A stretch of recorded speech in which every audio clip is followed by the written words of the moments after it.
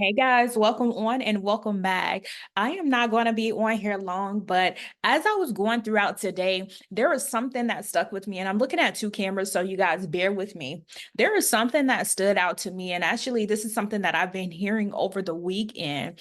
I've been hearing the word ethic, our work ethic, right?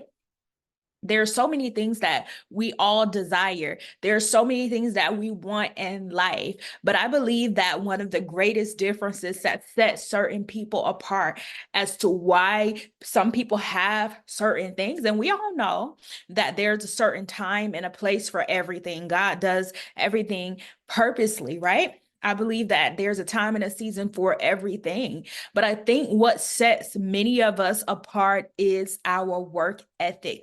And it's not to say that we don't have that work ethic. I believe that with life circumstances and so many different things that we're dealing with on a day-to-day basis, many of us have lost that work ethic. Many of us have lost that fire. Many of us are trying to figure out where is the laziness coming from and where is the procrastination coming from and where is the down feeling coming from where you feel like you don't want to go after what it is that God has called you to go after. Many of us are feeling like we tried it before and we really don't want to start again. Whatever God is calling you to start, only you would know that. But this scripture always sticks out to me, and every time I read it, I myself, I'm convicted. So I wanted to share the scripture with you guys really quick. Proverbs 6 through 11. This is a very familiar scripture, and I'm reading from the NIV version. Proverbs 6 through 11 says this: Go to the ant, you sluggard. Consider its ways and be wise. It has no commander, no overseer or ruler, yet it stores its provision in the summer and gathers its food at harvest. How long will you lie there, you sluggard? When will you get up from your sleep? A little sleep, a little slumber, a little folding of the hands to rest, and poverty will come on you like a thief, and scarcity like an armed man. I taught on this scripture before. If you're on my YouTube or my podcast, you can type in consider the ants. And I kind of taught on this a little bit maybe about 2 months ago, but this scripture popped out to me again over the weekend. And I just really want to pray against the spirit of laziness and against the spirit of procrastination as a behavior. Oh goodness, give me 1 second, guys. And I'm recording right now, but once always forget that I set my Facebook on a time limit and or for screen time, and it shuts off after 15 minutes. But nevertheless, this scripture it stuck out to me over the weekend. And as a behavior analyst, I have a heart for those who just feel mentally exhausted. I have a heart for those who feel lazy. I have a heart for those who deal with procrastination. I don't only have a heart for those of you who are feeling that way. I know from experience, I know from firsthand what that could feel like, and I know how difficult it can be to press through and to push through whatever it is that God is calling you to do because of laziness, because of procrastination. And if we can be honest, we've had a rough few years. It's 2024, but if we can think about from 2020 all the way to this current time, it hasn't been the easiest. It's been mentally draining, mentally exhausting. And so I just want to speak to those of you who are feeling like you don't know where the spirit of laziness is coming from. And I can tell you that sometimes it can be a fact that life has exhausted you, that life circumstances has exhausted you. But then at other times, you got to acknowledge the fact that you're in your own way. At other times, you have to acknowledge the fact that it could potentially be a spirit of laziness, spirit of procrastination. Whatever it is standing in between you and where God is wanting to take you to. It's standing in between you and what God is wanting to do in your life. For those of you who are tuning into this message currently, I want to remind you on tonight to consider the ant. to consider the end.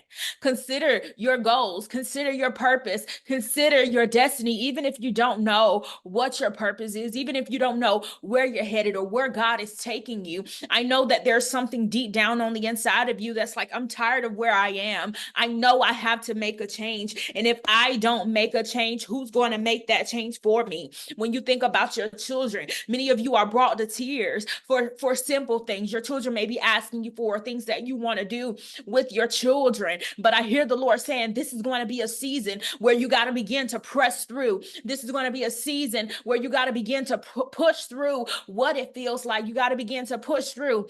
And a part of that pushing through is being honest and being real with where you are and where you stand. There are times when I have to say, God, I know you're calling me to do more in this season, but for some reason, I feel a heaviness. I feel something pressing down on me. And so we want to talk a little bit about work ethic. How is your work ethic in this season? How has your work ethic been this year? And I'm not talking about how your work ethic is on your job. I mean, you can look at your behaviors on your job because, listen, I do believe at times how we do one thing is how we do everything. And so, how is your work ethic? And when I talk about your work ethic, first of all, are you a person with integrity, right? Are you a person with integrity? You know what you want out of life, but yet you are still not going after it. So, what separates the successful person from the person who is in poverty? What separates a person who's going after their dreams? I came across a post that said, there's someone with lesser resources than you doing more than what you are doing in this moment. Many of us, our biggest complaint is what we don't have. Our biggest complaint is where we are currently. Our biggest complaint is what we do not know. But I will have you to be reminded of the text that talks about the woman who had the oil in her house, and she had to go and consider the oil that was already in her house. And so I will ask you this question, and I will submit to you at this moment. What is it that you have in your house? What is it that you have in your hands that you can currently use? You may not have the bachelor's or the master's or even the doctorate right now. You may just have an associate. You may just have a high school diploma, but what you do have is the experience. Do you think that you went through what you went through for it? Just let me say this, nothing is wasted. Every experience that you went to, you may have received the eviction. You may have had to live with someone. You may have received a repossession. You may have went through a divorce. You may have gotten an abortion. Listen, you may have left the church. The church may have kicked you out. Whatever your situation is, your friendship may have ended. Whatever it is, let go of the embarrassment. Let go of the shame. Figure out how is God wanting you to use your story. You got to understand that there is some gold in your story. You got to understand that you are here for a purpose. You are here for a reason. Every single thing that you went through is God is going to cause it to work out for your good. And I just want to remind you that there is nothing that is wasted in this season. Nothing is wasted in this season. Hey, Mom, there is nothing wasted in this season. There's no thing that you went through in your life. Listen, a lot of people, they take their purpose with them to the grave. But I just pray over everybody that's listening on here. Hey, Santina Mitchell, it's good to see you. I pray for everyone that's tuned in to the sound of my voice right now. And I pray that you would begin to shake off every spirit of laziness. I pray that you would begin to shake off every spirit of procrastination, anything that's been pressing down on you, that's causing you not to move forward again. And I just keep hearing this for somebody. I just keep hearing God say, it's time for you to try again. Many of you do not want to try again. And I know that it took a lot for you to start before. And I know you sold everything that you had before. And I know you felt like you put all of your eggs into it. You put all of your time into it. You put all of your energy into it. You put all of your emotions into it. Come on. You were even embarrassed. You even felt let down. You felt like nobody supported you. But this is going to be a season where you got to walk through this process, understanding that if you only got an audience of one, if God is the only person there that's rooting you on, on, listen, heaven backing you is enough. Somebody needs to be reminded that heaven backing you is enough. Heaven backing you is enough. God is wanting to see, are you going to be a good steward over what it is that he's given you in this moment? Come on, what are you sitting on right now? What are you sitting on right now? Many of you are graphic designers. You know how to create graphics. You know how to create ebooks. Many of you, you know how to clean good. Start the cleaning business. Come on. What's keeping you from starting that cleaning business? Do you need graphic cards? Whatever it is, inbox me. I can make you a business card right now and it won't take long. You got to figure out and understand what you are graced for in this season. Many of you know how to do hair. Come on. What's stopping you? What's stopping you? I always say this, and I know that it sounds harsh, but it's not. One of the biggest realizations that I had to face, listen, I'm not talking about what y'all had to face. I'm talking about what I had to face. I had to face the fact that no one was going to come and save me besides God and myself. It was going to be on me to get me from point A to point B. Come on, I waited around before. Come on, I felt like I deserved this and I deserved that. Oh God, I went through the divorces. God, I went through hell. Come on, I felt like I've been in a lion's den before. Come on, I felt like I've been through all of these different type of things. And just because you go through A, B, and C, you feel like God owes you something when you don't even realize your experience, you surviving that experience was all the gold that you needed. Come on. God is wanting to know, what are you going to do? Come on, what are you going to do with your story? What are you going to do with your process? Are you going to allow it to go to waste? Come on, in this moment, we got to begin to think about our children. We got to begin to think about the legacies that we are going to leave behind, the generational wealth that we are going to pass down. When you think about your children, what are you going to pass down to them? Are you going to pass down complaining? Are you going to pass down a victim mentality? A victim mentality says, listen, woe, it's me. Come on, I went through A, B, and C. You know, things always been hard for me and my family. That's a victim mentality. But when are you going to take on a victor mentality? When are you going to take on the mind of Christ? And I'm not coming here speaking to you today as if these are things that I don't deal with myself. There are many times where I got to lay my hands on myself and I got to begin to speak to every demonic stronghold, because that's all it is. It's a demonic stronghold that causes you not to want to get up out of that place, that causes you to want to stay in that dark place, that causes you want to be pressed down. Another thing that we got to begin to ask ourselves, what is driving me? The reason that you keep starting and stopping is because you are driven by money. And when you are driven by money, that will never be enough. You got to be driven by purpose, and you got to be driven by your ability to serve. You got to find a place to serve, and you got to find a people to serve. There are people that are called to you that you have to serve. But if you are driven by money, that will never be enough. Hey, cousin. It's good to see you. If you are driven by money, that will never be enough. You got to get to a point where you're driven by your purpose and where you're driven by your passion. Many of you may be saying, what is my purpose? What is my passion? You got to begin to think about the things in your life that God has brought you out of.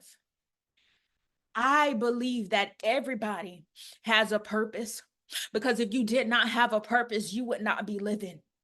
Come on, you would have tapped out a long time ago. The enemy is after your purpose. The enemy is after your calling. The enemy is after the people that you are assigned to. Come on. Another thing that could be keeping you back is the spirit of comparison. You can't start anything because you're so busy focused on what everybody else is doing. But this is going to be the season where you got to begin to keep your eyes fixed on what God has for you. Come on. In order for you to get some staying power, in order for you to begin to develop your work ethic again, come on, your work ethic. What does that work ethic look like? That work ethic may look like you making some sacrifices and going to bed earlier. So you can get up earlier. Come on, you may be in a situation where you feel like you need to go to the gym more and you feel like you need to work out more? What is that going to take? Come on. What people are you called to in this season? Who are you called to help deliver? Who are you called to see through in this season? Building your work ethic is going to take you pushing through the emotions, pushing through when you don't feel like it. There are times when I don't feel like getting on live. We can't be driven by motivation because there are going to be plenty days where you are just simply not motivated. But when that motivation goes out the window, what are you going to rely on? It's going to be God and prayer that will get you through. Motivation is good, but motivation does not last. Inspiration is good, but inspiration does not last. Inspiration where you're scrolling other people's pages and you're looking at their lives and all of those different type of things. Those things don't last. You got to become rooted in this season. And another thing that's going to help us build that work ethic is breaking the spirit of distraction. What is distracting you in this season? Come on, it's September 9th. You got October, November, and December before 2025. Whatever is distracting you in this season, it's too costly. It's too costly. Come on. When we think about work ethic, what are you compromising? What areas in your life are you compromising? And are you willing to put down the spirit of compromise in this season? Come on, let's look at some other scriptures as it relates to work ethic. Colossians 3:23 says, whatever you do, work heartily. And let me say this. Stop trying to do things like you did before. I feel like it's so prophetic that my shirt says now. When I got in the house today, I just threw the shirt on. It scratched out yesterday and it scratched out tomorrow and it just says now. Let me show my Zoom followers. But yeah, it scratched out yesterday. It just says now and it scratched out tomorrow. I feel like that's so prophetic. It really is. We keep looking behind us at how we used to do things. We keep looking behind us at how things used to be, at the type of money we used to have, at the friends we used to have, at the relationships that we used to have, at the things that used to happen back then. Thank you, Raven. We keep looking back. But we got to begin to focus on today. What is God telling you to do right now? A lot of things that Lakeisha allowed last year, I'm telling you, I'm not allowing this in this season. There's some things that cause me to be mentally drained. I'm not doing it in this season. You are allowed to change your mind. You are allowed to say that does not work for me anymore and I want to move forward from it. You are allowed to break whatever is holding you down. You are allowed to do that. Come on. Ecclesiastes 9:10 says, whatever your hands find to do, do it with your might. For there is no work or thought or knowledge or wisdom to which you are going to do. A slack hand causes poverty. Proverbs 10:4. A slack hand causes poverty, but the hand of the diligent makes rich. So the whole purpose of this call tonight was to talk about your work ethic. How is your work ethic? God is after your work ethic. Your work ethic is going to determine whether or not you are being a good steward with the things that God has given you right now. What do you have in your hands? Are you using the talents that God is giving you in this season? Come on. Are you using the talents that he's giving you in this hour? Your work ethic is what's going to set you apart in this season.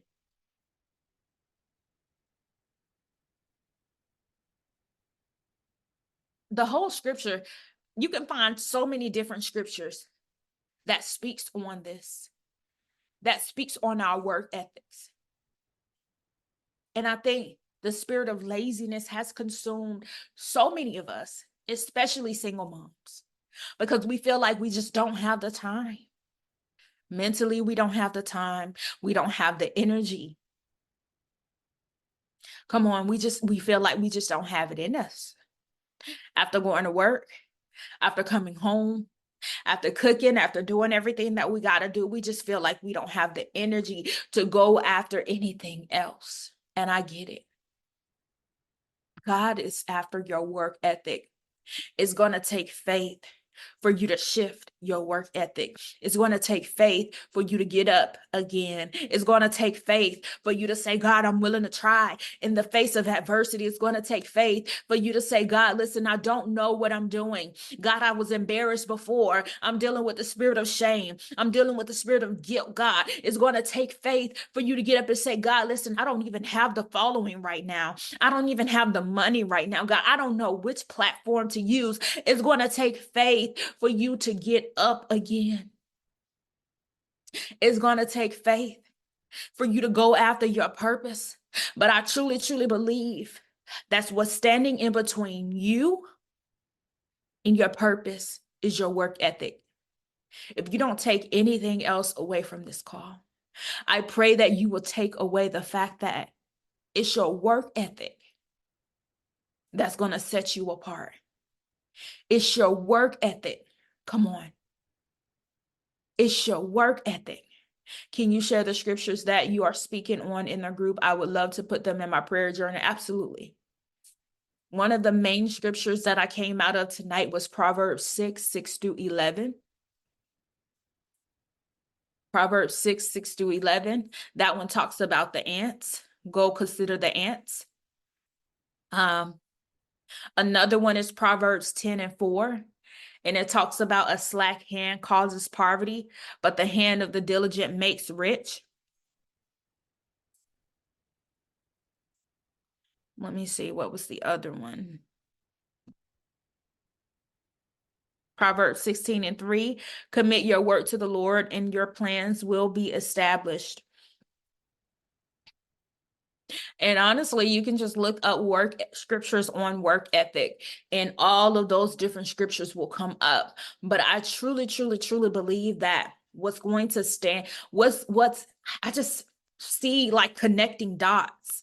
And literally, it's not that you're doing anything wrong. It's not that you've been in sin. Come on.